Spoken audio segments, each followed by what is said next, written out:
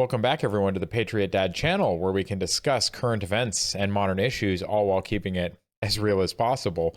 Today, I wanted to do a reaction to an interesting video that was sent to me by our channel friend, the rogue dermatologist, Dr. Yuval Bibi. He sent me a link to this, and I didn't know what it was going to be, so I opened it up, and surprise, surprise, it is a Tucker Carlson interview with one of the most canceled people on the internet, Alex Jones. Now, one thing I've learned about Alex Jones is that man is more right than he is wrong. Now, people may not understand him. They usually judge him and think everything he says should be taken literally. And for those of us that have watched him over the years, I think we have learned that that is not the way that you are supposed to consume his content. He is an entertainer, and he says things that are extreme and that can sound kind of ridiculous at the time. But if you actually look at the meat of what he's talking about, it's usually correct. He's been proven right more times than he's been proven wrong. The fact that they've tried to cancel him off the internet so that he can't talk to anybody should tell you that he's probably more right than he is wrong. Progressives over time have decided that instead of open debate, what they want to do is to silence people that they disagree with, because the only thing I can think of is that they don't think they could hold up an argument. So if you can't actually debate and argue something that you believe in, then what do? You silence the other people so that they can't talk against you.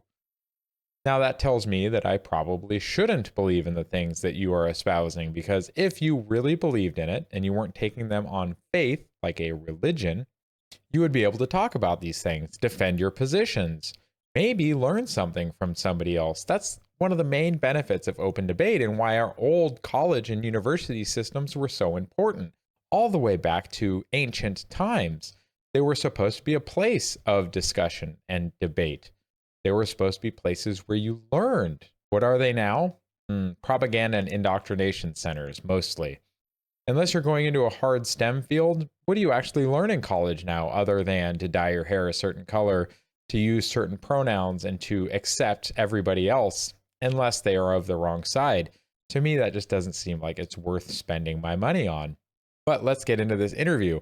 I did briefly look over the timestamps on this video, and there are things like Alex Jones's predictions, his deplatforming, the fact that they're dividing us on race, the border, and then we get into a little more edgy things, but the New World Order, we have depopulation, we have our food, whiskey, and the presidential election. So all these topics are very interesting, and they matter to all of us, especially those of us here in the United States. So you know what? I think it's going to be worth it, and I think we should do a review of this video. So I'm going to pull up the video here in just a second, and we will start it. It's about an hour and a half long, so just bear with us. This channel has been producing some longer content, but you know what? I think it's worth discussing. So let's get it pulled up, and then we can get started. All right, everybody, this should be real interesting. So let's get into it, shall we? We're here with the world's most dangerous man, the most censored man in the English language. But honestly, when you get him in front of an outhouse in the woods, he doesn't seem so dangerous. A fancy outhouse. We have a ruling class in the United States defined by its hatreds, not its loves, not its hopes, but by its hatreds. They hate all kinds of people, large groups of people, the deplorables, the bitter clingers, America's entire...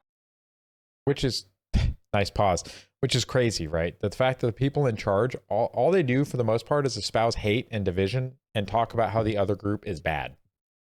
How about let's start talking about our ideas and how our ideas are good and better than the other person's? And like political advertising and everything else, garbage. It's always like the other person sucks. How about let's advertise what we are good at and what we're going to do for the world? Let's start with that. Blue-collar population, the unfashionable people. They're hated by the people who run our country. But no one is hated more by them than a man called Alex Jones. Alex Jones is the single most censored man in all American history.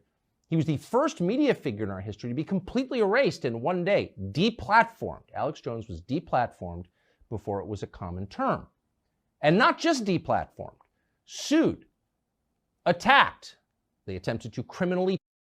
Which is crazy if you think about it. They literally completely all social media platforms all together on the same day decided this man was so dangerous that they were just going to get rid of him.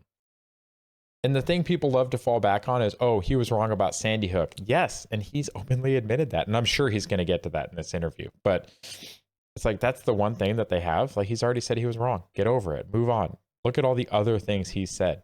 Look at all the other things he talks about. Just look at everything else. Get off of that one thing. Yeah, you can hate him for that if you want, but why would you not listen to the man? He's right more often than he's not. Charge him. What did Alex Jones do wrong? Alex Jones didn't rape anybody. He didn't loot Macy's. Hot take. He didn't burn a police station. He didn't invent a fake cryptocurrency and loot pension funds. He didn't start a pointless war that made this country poorer and more disorganized. He didn't open the southern border. No, Shots fired early, Tucker. Good job. Well done. Alex Jones had opinions that deeply rattled the people who run America. In fact, rattled a lot of us. And I'll just confess that I first heard of Alex Jones when he questioned the official story behind 9/11. And I, speaking for myself, was deeply offended by this. I didn't take any time to find out what he was saying, but I was bothered by the idea that this defining event in American history, which changed the life of everyone who lived here then, might not actually have unfolded as we were told it did.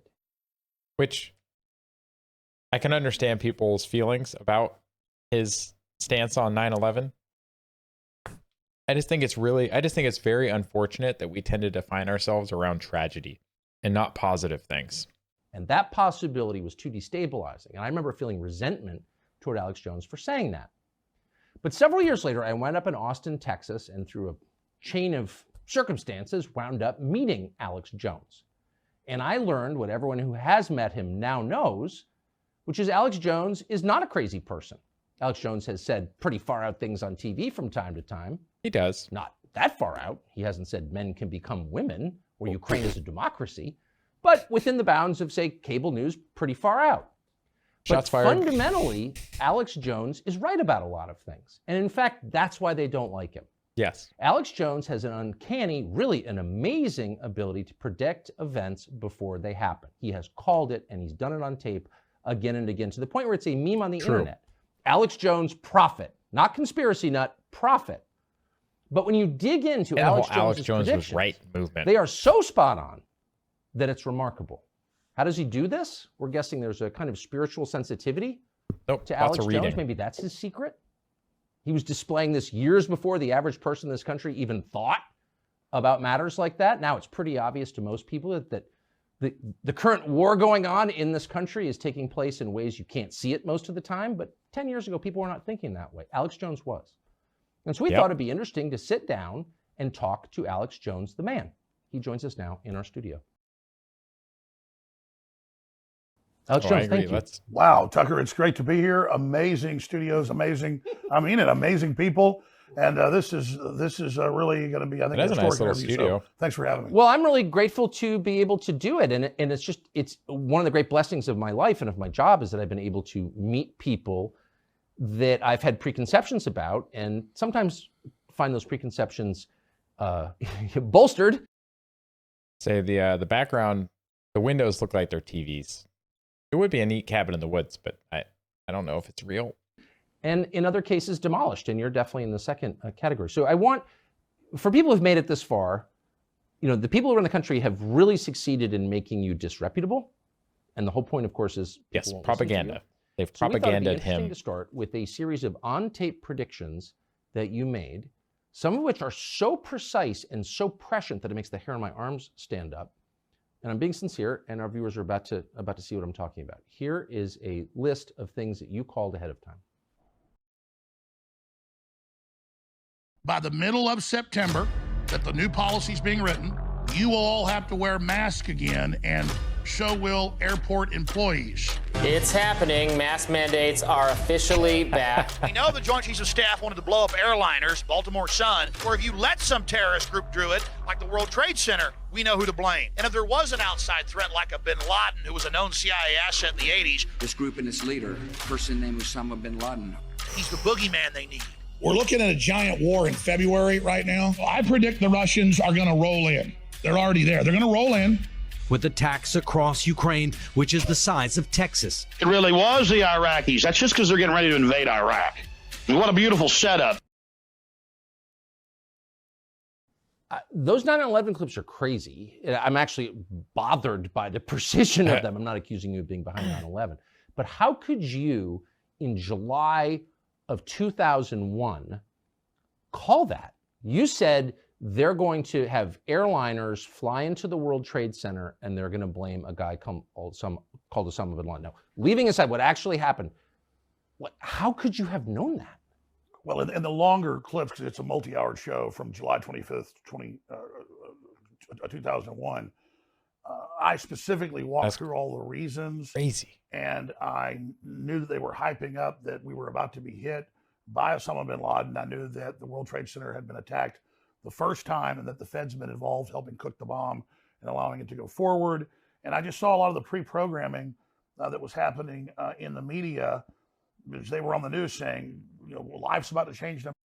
Pre-programming in the media. If you think media control and propaganda is a new thing, propaganda has been around for hundreds and hundreds and hundreds of years. Propaganda in the media has been around for hundreds, like over 100 years, easy. Pretty much any form of media, even spoken voice, like propaganda has just been around. But if you think when you turn on the TV that the news is just being honest and you're getting nothing but unfiltered, honest, impartial, unbiased news, I don't think that has ever been the case, ever. And this is what he's talking about, pre-programming. So stuff they were talking about in the media to get people ready to want to be mad, to be mad and blame somebody. America, and I was reading what the RAND Corporation was saying and what the Pentagon was putting out, and I read the PNAC document from a year before, Rebuilding America's Defenses, that Dick Cheney had helped write, and it said we need a Pearl Harbor event on the American homeland to be able to bring in this police state and this control and then expand the American empire worldwide. So hundreds of pieces of data went into that prediction. But terrorists are going to hit the World Trade Center in July of 2001. I lived in the United States then. That was the last thing on my mind. And I lived in Washington. I know the guys who wrote the PNAC document because I shared an office with them. So I was more informed than the average person. And that was the last thing that crossed my mind in the summer of 2001. Like everyone else, I thought it was a Cessna. Aggregation How convinced of were data. you that this was going to happen? I was completely convinced. In fact, in the full clip that's online, you can find it on Twitter and other places, it has been removed. I explained to people that they need to call the White House and tell the White House, we know if you allow these attacks that you're basically allowing it to happen. And it was similar to all the data we had when you said that on your show? On my show. And I gave the number out so people could actually call the White House. And then going back to October of last year, I wonder if they don't like this guy. When the Russians went into Ukraine, I specifically said I think they'll go in by the end of February. And there was a lot of data that went into that. And then they specifically did go in on February 24th. And so I was able to make that prediction as well. But there was a lot of data and information that went into it. Sure. I'm just, for the record, I miscalled that completely. I didn't think they were going to do it. You were right. I was wrong, not for the first time. But the 9/11 thing, I remember that. He just admitted that Alex Jones was right more than he is. Yeah, like everyone says that Alex Jones is this crazy person. Like he's just a different kind of thinker. He thinks differently than most. Like I think that's why people can't relate to him.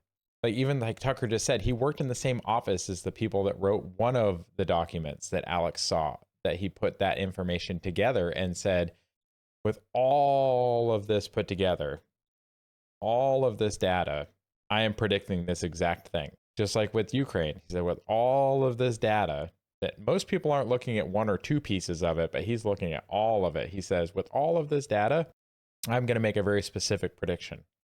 And guess what? Alex Jones was right. Really well. Nobody was thinking like that. So you called it in public on tape. Did the 9/11 Commission... So if I'm the FBI and I'm investigating 9/11, you're like the first guy I would call because you're the only person who said that out loud. Did they call you? No, they didn't. Are you the only person in media who actually reads these reports? I don't think a lot of people do read them, but I do read them. I mean, I'm currently reading MIT reports from their top counsels, Pentagon, reports. They have a working group called the Mad Scientist Group at the Pentagon that works with MIT. And if you go watch their hour-long, 2-hour-long, 3-hour-long meetings they have on YouTube with all the top, I mean, we're talking hundreds of top scientists, they admit that they're building a post-human world, that soon everyone's going to be mind-controlled, that they're going to put smart dust in our food that they can electromagnetically control. See, this is where he loses most people, right? He's talking about things that the average person thinks is just outlandish and crazy, but he didn't come up with this stuff. Like he didn't come up with this idea. He literally got this from them, from the scientists in this mad scientist group, which is weird that they call themselves that, but collaborating between MIT and other folks, like he is paying attention to so many things, and it's just most people don't see this stuff. The media definitely doesn't report on it. So when the media doesn't report it, everybody thinks it's not true. But he's just getting it from the source. So the reason everyone thinks Alex Jones is crazy is he reads the source material. He doesn't ingest his information from media. He's ingesting it from the source. So when everybody else is just ingesting media and the media doesn't talk about it, everybody assumes that he's lying or he's just making it up or he's crazy. And it's just not true. Like the guy just goes to the source material. And they just lay it all out right there. And I've learned what these people said in the 50s they would do were done by the 70s. What they said their plan was in the 70s for the 90s, they got done. And then when they had their Agenda 21 in Rio de Janeiro in 1992, the big UN summit, they described everything they would do up until the year 2000, and they got almost all of that done. And now they've got Agenda 2030, and we're going to ban your gas stoves, we're going to ban beef, we're going to ban single-family dwellings, we're going to ban private ownership of cars, we're going to do all this, and now you see them rolling it all out. So I'm not really making predictions in these high-level World Economic Forum and other large think tank Tucker is just groups. They are laying out the future, and they're high priests of the World Economic Forum. That's a consortium of all these groups. Yuval Noah Harari, you can read his quotes. The future is not human. Shocked. The human era is over. The public is useless. I mean, this is a very anti-human, to be honest, most of them are system. So that's how I'm able to make predictions, because they've given us a roadmap. They tell us where they want to take us. And so when the public wakes up, we push back on some of it, but they always come back. And so I'm just following the trajectory of where they say they want to take us. And there were a lot of white papers, not just the PNAC document from 2000, a year before 9/11, where they describe we really need big terror attacks. We really need Pearl Harbor events to get Americans to give up their rights. If you'd said this to me 15 years ago, I'd have been like, someone's a crackpot and it's not me. And now after COVID, nothing you said seems crazy at all. I mean, you may be right, you may be wrong, but it's not out of the realm of possibility, obviously. Well, and that's the other thing too, is with COVID, how much stuff changed? All these things that you thought would never happen here in the United States happened overnight. People threw their rights away in hopes for just a little margin of safety. They literally went to the government and begged them to take their rights for a small margin of safety. In the United States, it's supposed to be the beacon of freedom in the world. This is not the same time as it was 20 years ago, 40 years ago, 100 years ago. This world is different. But even if I disagree with what you just said, I would think that's pretty interesting. It's an interesting perspective. Why do you think you've committed no crime? You'd be in jail if you had. Why do you think they hate you so much? Because I do read their documents and I do read their books. And then talk about them publicly. We were effectively getting a lot of people in the military and the intelligence agencies who were compartmentalized and who tuned into my show and saw my films and read my books and things. And they clicked with it and said, wow, I see all this going on around me. He's not lying about it. And then I would give them other pieces that I discovered or my other guests discovered. And so it was giving them an operational awareness outside of their compartmentalization. And so we had massive success in the military, in the police, and in the intelligence agencies, not just here, but around the world. And so our penetration into those areas to help people expand their awareness that we're inside the government, inside corporations, was triggering a lot of whistleblowers, was triggering a lot of people not going along with the program. And so really my sin was decompartmentalization of the population. When you got deplatformed, and to this day, no one has ever been more aggressively censored, I don't think, than you. I've apologized to you. I mean, it makes sense, though. What he's talking about is decompartmentalization. That's a perspective I hadn't really thought about before. When you look at how we are compartmentalized, it's the information that we're fed. We already talked a little bit about social media and other large corporations. If they know you're going to wake up and the average 50-something% is going to open and look at CNN, 40-something% is going to open and look at Fox News. 60-70% are going to look at Facebook. If they want people in the United States to feel a certain way, they just have to have those organizations publish a certain number of articles about a certain number of things. And now with AI writing articles, that's just gotten easier for them. They can just order up, hey, I need 30 articles over here and I need 10 articles over there. And they can really, really change what people think and what they're thinking about. Because if there's one article on one site, like Alex Jones is about a certain topic that they don't want people to know about, it will appear nowhere else, and they will flood the field with nothing but articles about puppies, happy things, and nonsense so that people stay in their lane. So decompartmentalization of information in the public, that is an interesting take on why they would have censored Mr. Jones. And it makes a lot of sense when you really think about it. In person before. I was in Labrador on a fishing trip and missed the entire thing. I was literally out of cell range. I didn't know what happened, but I got back and I read about it. I felt like it was a major moment in the history of the American media. I don't think anybody defended you when that happened. Anybody with any kind of audience. For me, when Tim Cook admitted that he met on the weekend in August of 2017 with the other big tech heads, and they made the decision to curate, like it's a museum, and take me off. It was hundreds of platforms. I mean, it wasn't just all the big ones. It was everything from LinkedIn to our bank accounts being taken away to everything ensuing that week and over the next month. And I knew that I was a test case, and I wasn't taken off those platforms for any demonstrable reason. It was the questioning the school shooting thing that came later. They went and kind of dredged that up from my past, just questioning it a few times, blew that up after I'd been deplatformed, and said I was deplatformed for that. But if you check the record, I wasn't. And so once they deplatformed me, it made the show in ways only get bigger, with people actually going to Infowars.com and finding me on local radio stations and things. So then they panicked and said, okay, let's look at his record and create more of a reason he's being taken off. So they took things out of context from 5-6 years before, blew them up as a current thing out of context, and deceptively reported on what I'd said to create a straw man argument to then facilitate the reason. What's so crazy is if you asked just a cross-section of Americans who's responsible for the Sandy Hook massacre of kids at the school, no one remembers the name of the murderer. Adam Lanza. Okay, thank you. I didn't remember. He does. They effectively blamed you for a school shooting that you were not present at. I have people come up to me in the parking lot. You can ask my security guy. He's been there when people walk up and go, why'd you kill those kids?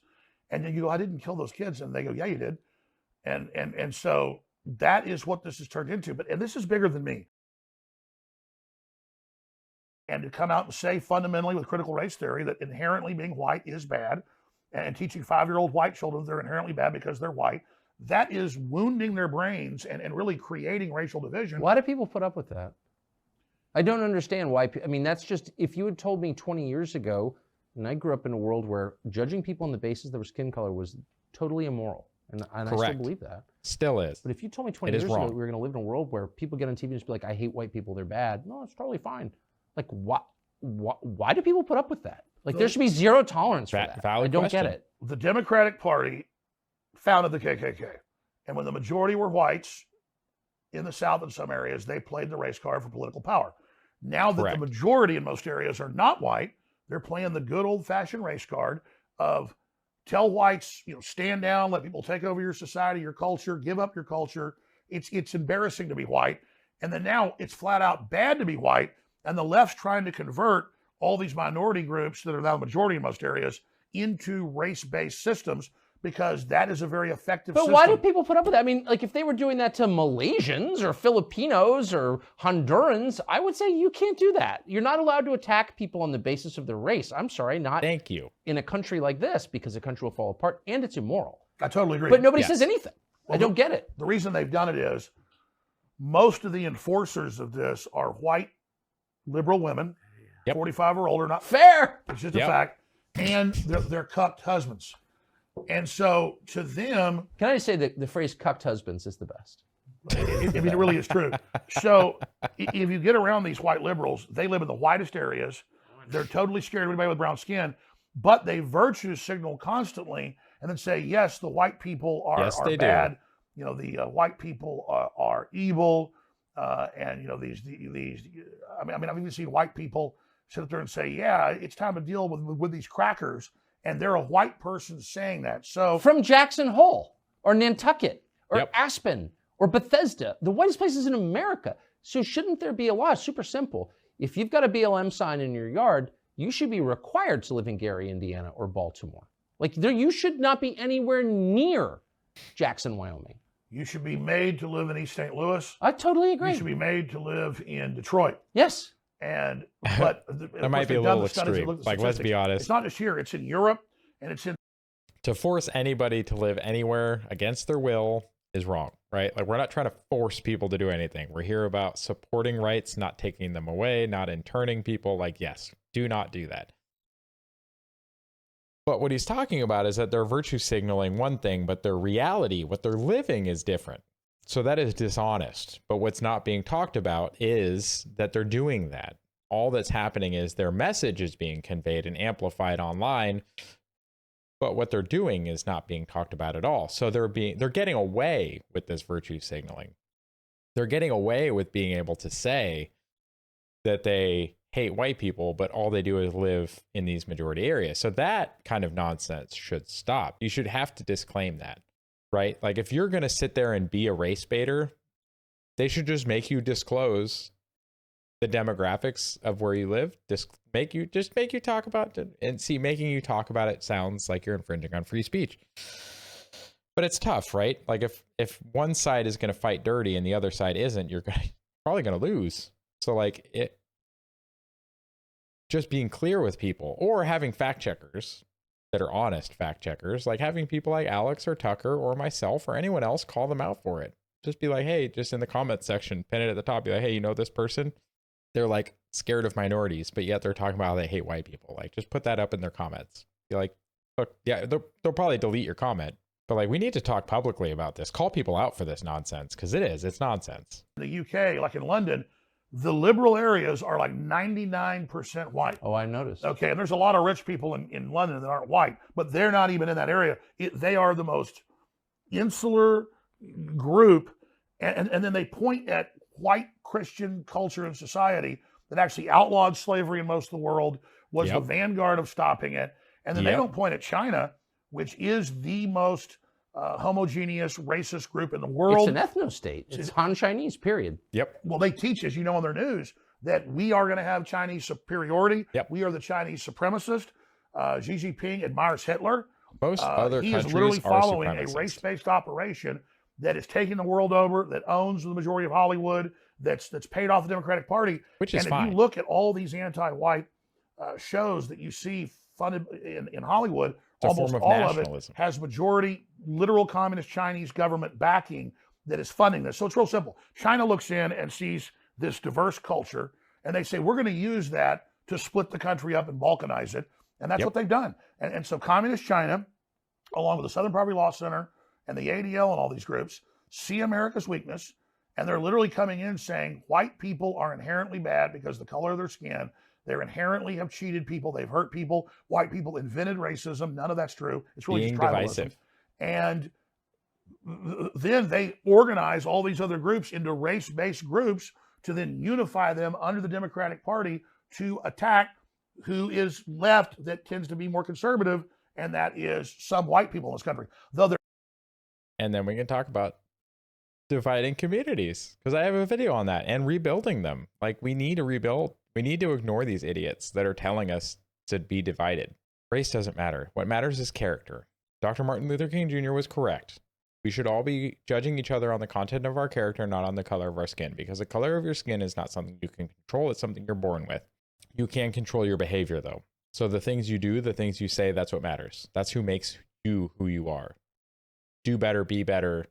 We should all get along. They're panicking because more and more blacks are voting Republican, more and more Hispanics are voting Republican. They're starting to figure this out. So now they're in panic mode to bring in totally disenfranchised third world populations who are refugees from the multi-year lockdowns in Africa, Latin America, and Asia and the Middle East. They then bring them to UN camps, brainwash them, then bring them to our border, brainwash them more, then send them into the United States, and then literally hold them for years at facilities while they're indoctrinated to be this new political underclass that's then going to be turned loose on America. And that's why you see Democrats giving illegal aliens the right to vote in their cities, giving them driver's license. That's why you see them passing laws. They can be police officers. So they are importing a new enforcement class against the American people, and they're setting it up along racial lines, not us. They're making it right. And so again, this is where Alex Jones gets accused of being crazy. But if you stop and think about what he is saying right now, and you actually look at the things that are happening in this country, can you refute him? Like, if you just put on your thinking cap again, can you refute him? Does anything he says not make sense to you? Because to me, just observing what is happening, like he said, with the wide open border, with giving illegals more rights than a lot of poor people seem to have. They're getting more benefits than some of our poor or some of our veterans. They're getting preferential treatment. They're being, like you said, they're being held in camps. Do you know what's going on in those camps? I don't. It'd be interesting to find out from somebody who works in one. What are they talking about all day? What are they doing all day in there? How long are they there? Where are they going after there? Like, but these are questions, these are things that they will never talk about in the mainstream media, ever. Racial, just like Hitler made what he did racial. So it's the left and the think tanks and the communist Chinese that look at the U.S. and its weakness as race, and they are exacerbating it.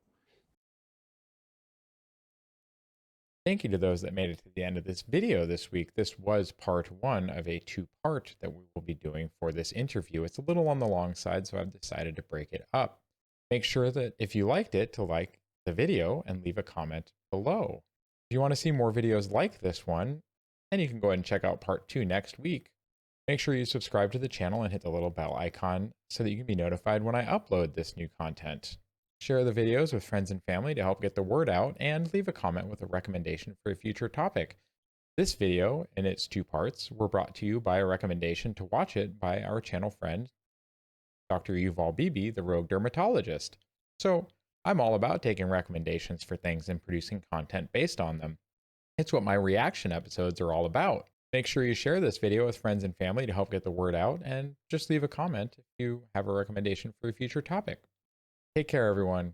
God bless, and bye for now. Go ahead and check out one of the links on the screen now to either subscribe to the channel and see the rest of the videos of the channel, or one of the carefully selected videos that you may wish to see that YouTube has used its algorithm to select for you.